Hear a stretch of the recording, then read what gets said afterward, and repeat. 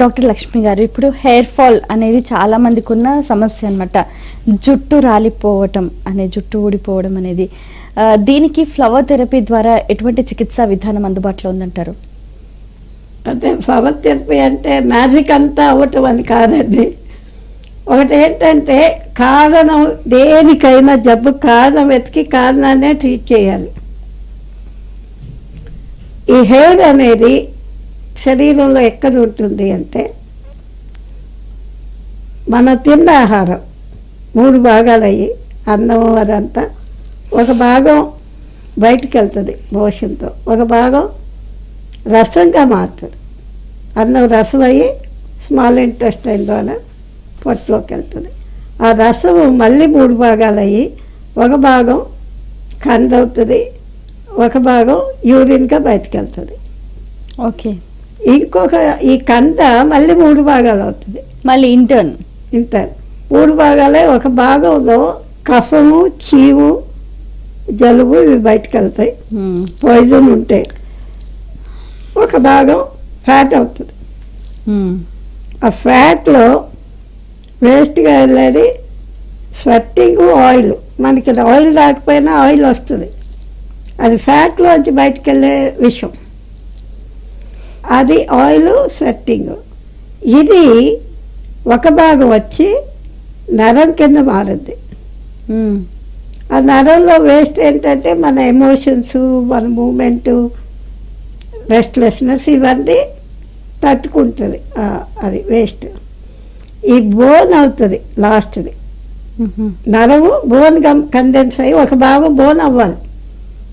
ఈ బోన్ నుంచి వెళ్ళే వేస్టే హెయిర్.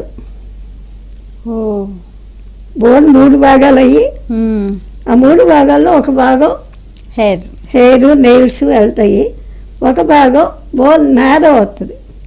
బోన్ లోపల మ్యారో ఉంటుంది కదా, ఆ మ్యారో అయినప్పుడు బోన్ మ్యారోలోకి వెళ్ళిన 3వ వంతు, అన్నిట్లో ఒక వంతు 3వ వంతు రక్త కణాలు, ఎర్ర రక్త కణం, తెల్ల రక్త కణం, స్పోము, ఓవరి, పిల్లకు పుట్టడానికి కారణం స్పోము, ఓవరి ఆ బోన్ మ్యారోలో తయారవుతుంది. అక్కడ లైఫ్ వస్తుంది. ఓకే. కణాలకి లైఫ్ వచ్చి హార్ట్కి వచ్చి ప్రతి అవయవానికి అవన్నీ పదార్థాలు మార్చి ఆ డెడ్ పదార్థాన్ని బయటికి నెట్టుకుంటారు. సో ఇది మనకి చెట్టుకి, చేమకి, పిట్టకి, ఎనిమల్కి, మనిషికి అందరికీ ప్రాణం పొందటానికి సర్క్యులేట్ ఆహారం, ప్రాణంగా అయ్యే పదార్థం ఇది. ఈ మెటబాలిజం సైంటిఫిక్. ఇది మీరు తినే ఆహారంలో జుట్టుకు కావాల్సిన ధాతువు, సిలికాను, మెటీరియల్ తక్కువ ఉందనుకోండి. ఇప్పుడు ఆలు, టమాటో ఏదో తింటారు, క్యాబేజీయో, కాలీఫ్లవరో. మీరు దాన్ని కట్ చేసినప్పుడు కణాలన్నీ ఒకలాగే ఉంటాయి. అవును. అదే బీరకాయని కట్ చేసినప్పుడు పైన గట్టిగా లేరు, లోపల పీచు, లోపల కండ, లోపల స్పాంజీ, లోపల గింజ ఇవన్నీ ఉంటాయి. అవును. మీరు ఆ బోన్కి వెళ్ళాల్సిన పదార్థాన్ని ఇంప్రూవ్ చేసినప్పుడు హెయిర్ ఇంప్రూవ్ అవుతుంది. ఓకే. ఆ బోన్కి వెళ్ళాల్సిన పదార్థం మీరు తినే ఆహారంలో లేదు, ఎక్కువ ఫ్యాటు, ఎక్కువ మజిలే ఉందనుకోండి, ఇక్కడ ఆగిపోతుంది. అది బోన్లోకి వెళ్ళి బోన్లోంచి రాదు. అందుకని నేను ఎక్కువ చెప్పేది ఏంటంటే తినే ఆహారంలో గట్టి పదార్థం ఉండాలి. ఇప్పుడు ఇంకొకటి పళ్ళు కూడా కారణం జుట్టుకి. ఓకే. కళ్ళు కూడా? పళ్ళు ఒక పదార్థం చాలా గట్టిది, నవిలి. ఇక్కడ 70% డైజెషన్ పదార్థం కణంగా మార్చడానికి ఉపయోగపడేది పళ్ళల్లో వచ్చే జ్యూసు. అది నవలకుండా మిగుతుంటే ఆ జ్యూసు బోన్కి, ఫ్యాట్కి ట్రాన్స్ఫర్ అవ్వదు. ఓకే. తర్వాత చిరుతిండ్లు కూడా లావు అవటానికి కారణం. ఓకే.